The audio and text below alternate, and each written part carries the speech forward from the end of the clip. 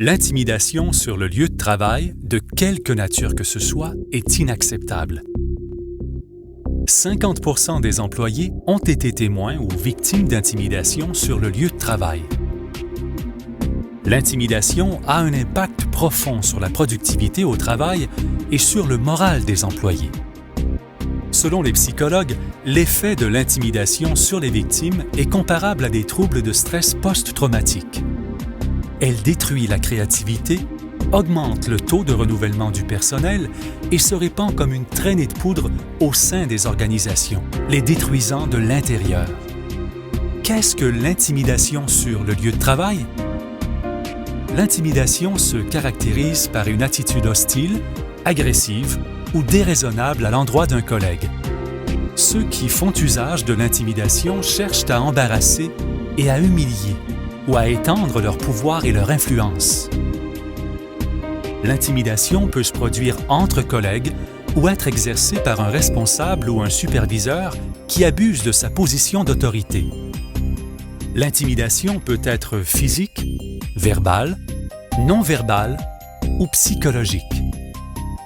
Elle peut s'exercer face à face, au téléphone ou en ligne, et ce, par un groupe d'employés ou par des individus.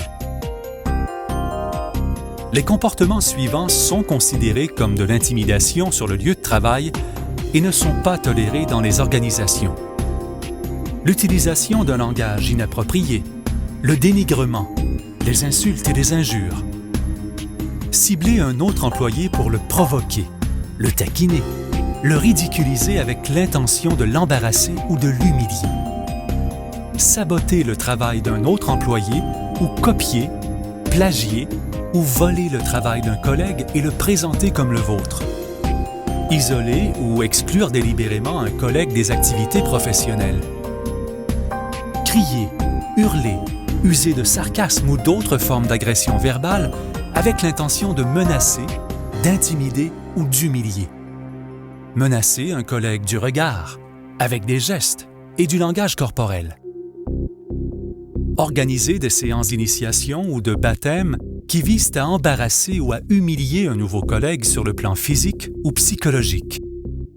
Créer des conflits ou refuser de travailler avec un collègue sans raison valable. Menacer physiquement, bousculer, frapper ou toucher un collègue d'une manière intimidante ou menaçante. Raconter des ragots ou répandre des rumeurs au sujet de collègues, y compris semer ou répandre de fausses informations ou se servir d'informations privées ou confidentielles comme instrument de diffamation ou de destruction de la réputation d'un collègue. Fixer des normes irréalistes et des délais irréalisables ou qui sont arbitrairement modifiés sans préavis et sans raison. Donner des quantités excessives, déraisonnables et démesurées de travail à un employé subalterne. Refuser délibérément de mettre à disposition d'un collègue les ressources nécessaires pour l'exécution efficace de son travail. Ignorer, ridiculiser ou rabaisser la contribution d'un collègue ou omettre délibérément de reconnaître la qualité de son travail. Qualifier négativement les performances de façon infondée ou prendre des mesures disciplinaires injustifiées. Séparer un collègue ou le traiter différemment ou soumettre un employé subalterne à des normes différentes que celles de ses pairs.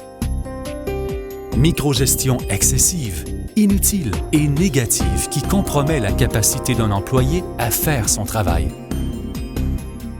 L'intimidation sur le lieu de travail a des conséquences.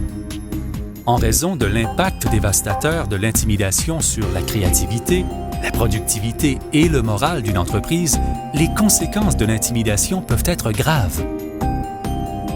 L'intimidation peut aboutir à des sanctions disciplinaires, y compris des avertissements écrits, la suspension, la rétrogradation et même la résiliation du contrat.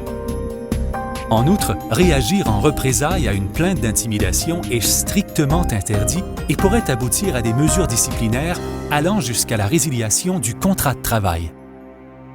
Comment mettre un terme à l'intimidation sur le lieu de travail? C'est aussi simple que ça. Traiter les collègues avec respect. Traiter les collègues avec équité et justice. Dénoncez toute intimidation dont vous êtes témoin.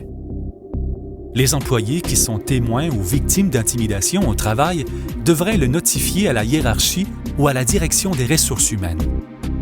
Le meilleur moyen d'éviter l'intimidation au travail est de se rappeler la règle d'or, à savoir traiter les collègues exactement comme vous aimeriez être traités, avec dignité, respect, équité et égalité. Après tout, chacun mérite d'avoir un lieu de travail où il, elle, peut donner le meilleur de soi-même. Un environnement de travail exempt de peur et empreint de respect.